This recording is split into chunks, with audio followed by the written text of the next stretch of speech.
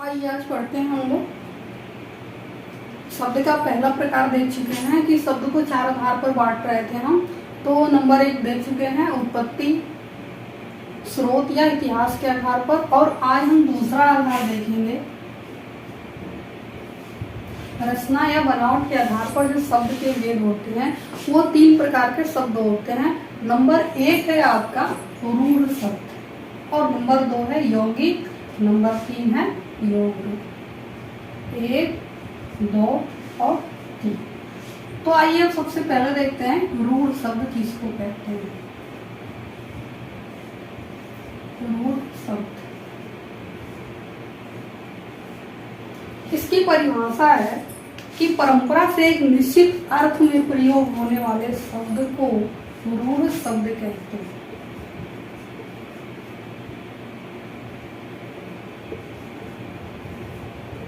परंपरा से एक निश्चित अर्थ में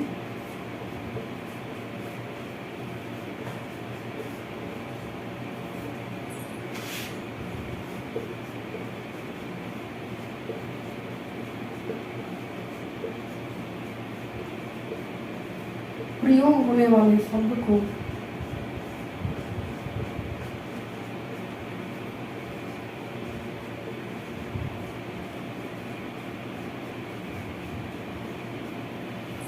रूढ़ शब्द कहते हैं।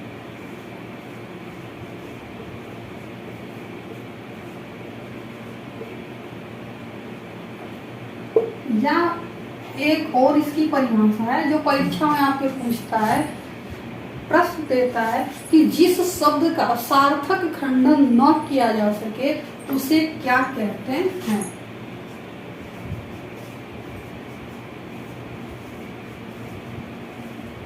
जिस शब्द का सार्थक खंडन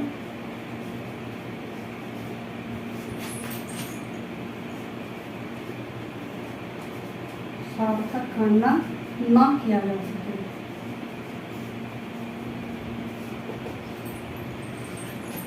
सिर्फ यही 2 प्रश्न आपके परीक्षा में आते हैं। अगर परिभाषा से प्रश्न उठाता है तो क्या परंपरा से एक निश्चित अर्थ में प्रयोग होने वाले शब्द को हम क्या कहते हैं, रूढ़ शब्द कहते हैं।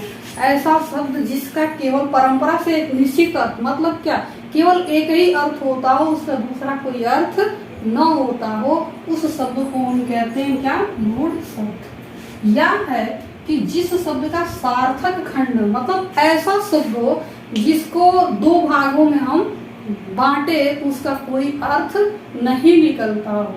केवल अगर वो एक पास रहे तो उसका अर्थ निकलेगा, लेकिन अगर उस शब्द को 2 भाग में हम बांट देंगे, उसको खंड कर देंगे, उसका कोई अर्थ नहीं निकलता है, उस शब्द को हम क्या कहते हैं, रूढ़ शब्द कहते हैं। जैसे में लेते हैं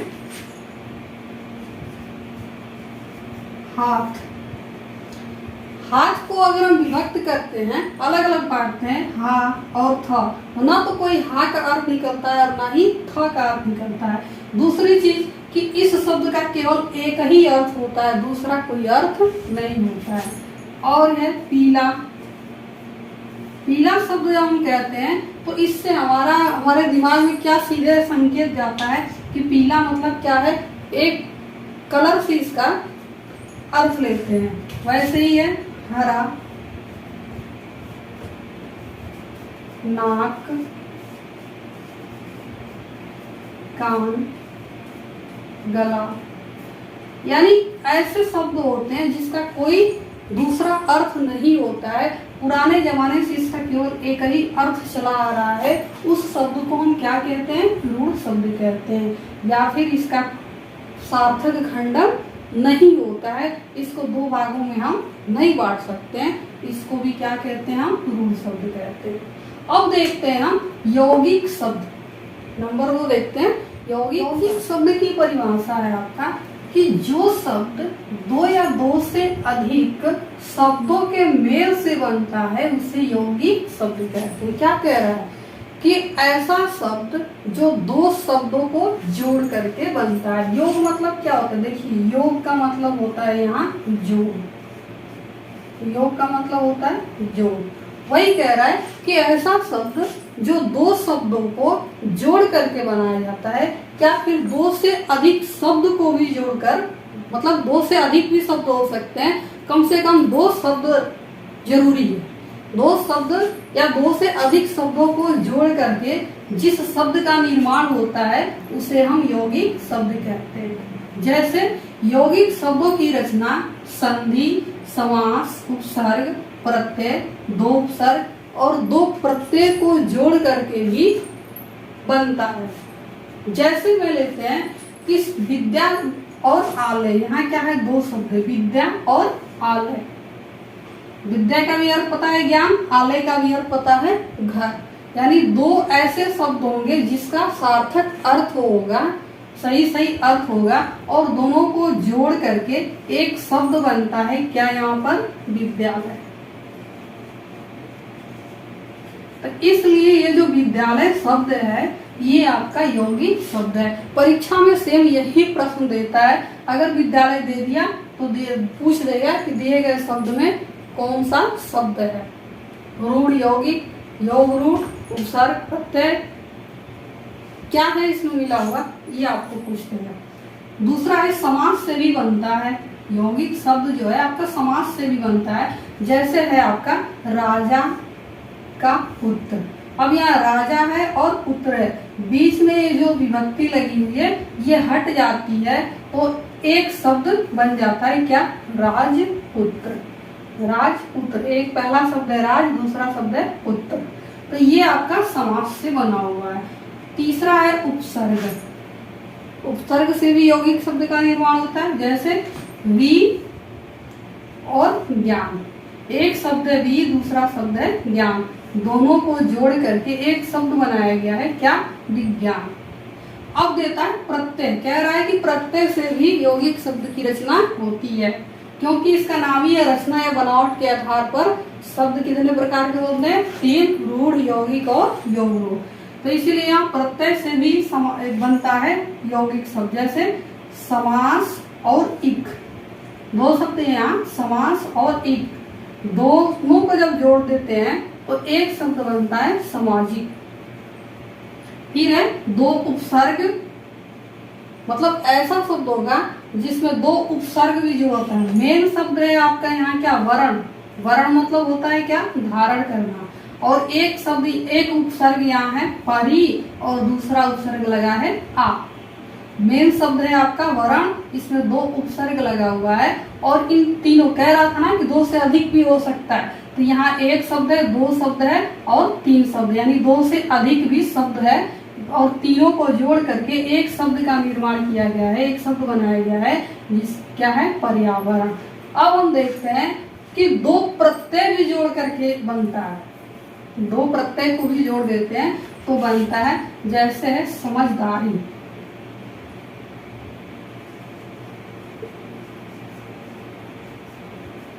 दो प्रत्यय, समझ, मूल शब्द है दार प्लस ई।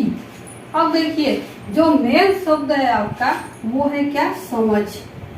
और दो प्रत्यय, प्रत्यय क्या होता है, जो शब्द के अंत में जो लगता है उसी को हम प्रत्यय कहते हैं। तो दो प्रत्यय, मेन शब्द आपका समझ है, एक प्रत्यय आपका दार है और दूसरा प्रत्यय आपका ई है। तो दो प्रत्यय को जोड़कर भी यौगिक शब्द की रचना होती है।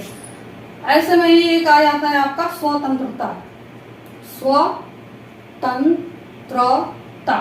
जिसमें आपका उपसर्ग भी है, प्रत्यय भी है। आगे उपसर्ग लगा हुआ है, पीछे प्रत्यय लगा हुआ है। अब ये तो हमारा खत्म हो गया। अब हम तीसरा देखते हैं। योग रूढ़ की परिभाषा है कि ऐसा शब्द जो अपना सामान्य अर्थ को छोड़कर परंपरा से चले आ रहे किसी विशिष्ट अर्थ को व्यक्त करते हैं। यानी ऐसा शब्द, मतलब जिसका सामान्य अर्थ वो अपना क्या करता है, छोड़ देता है। जैसे में हम लेते हैं पंख, धन जा, एक शब्द लेते हैं पंकज। तो पंख का अर्थ होता है क्या, कीचड़, और जा का अर्थ होता है जल। ध्यान देंगे आप, पंख का अर्थ होता है कीचड़, जा का अर्थ होता है जन्म, यानी कीचड़ में जन्म लेने वाला। तो कीचड़ में तो बहुत सारे जीव जंतु जन्म लेते हैं, बहुत सारे पेड़ पौधे जन्म लेते हैं, लेकिन हम उनमें से किसी का नाम और नहीं ले सकते हैं। सिर्फ किसका लेते हैं हम? कमल का ही लेते हैं। क्यों? क्योंकि ये परंपरा से चला रहा है। किसी पुराने जमाने से पंकज, यानी पंकज जब हम कहते हैं तो हम ये इसका अर्थ नहीं लेते हैं कि कीचड़ में जन्म लेने वाले जितने भी जीव जंतु हैं, जितने भी पेड़ पौधे हैं, उनका हम नाम नहीं ले सकते हैं। क्योंकि बस पुराने जमाने से पंकज में उत्पन्न होने वाला, यानी कीचड़ में उत्पन्न होने वाले का अर्थ हम क्या लेते हैं? कमल से ही लेते हैं। तो वही कह रहा है कि ऐसा शब्द जो अपना सामान्य अर्थ छोड़ देता है, सामान्य अर्थ अपने अर्थ को, मूल अर्थ को छोड़ देता है, एक विशिष्ट अर्थ को व्यक्त करने लगता है, तो उसको हम बोलते हैं योग रूढ़ शब्द। दूसरा है पीतांबर। अब देखिए, पीत मतलब होता है पीला और अंबर मतलब होता है वस्त्र या कपड़ा। अब हम जब पीतांबर कहते हैं, पीतांबर, तो पीतांबर पीला वस्त्र धारण करने वाला कौन है?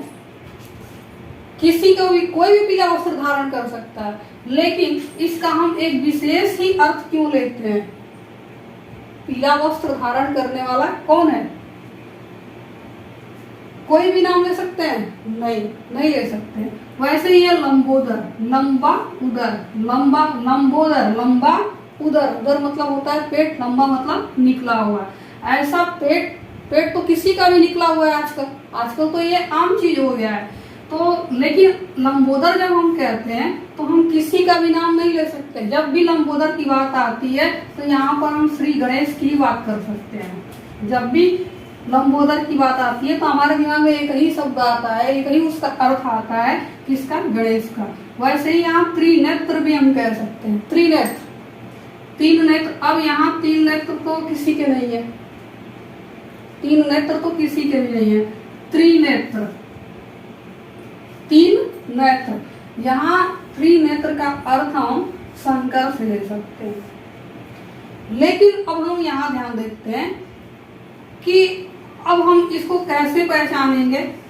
सीधा बता दे रहे हैं आपको कि समास में जो बहुव्रीहि समास होता है ना, वो योग रूढ़ का ही शब्द होता है।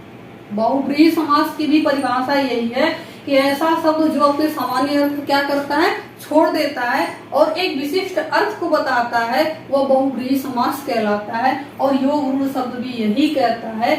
योग मतलब होता है जोड़ और रूढ़ मतलब पुराना।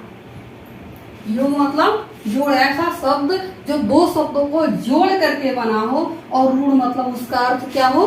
पुराना हो, उसको ही हम क्या कहते हैं? योग रूढ़ शब्द कहते हैं।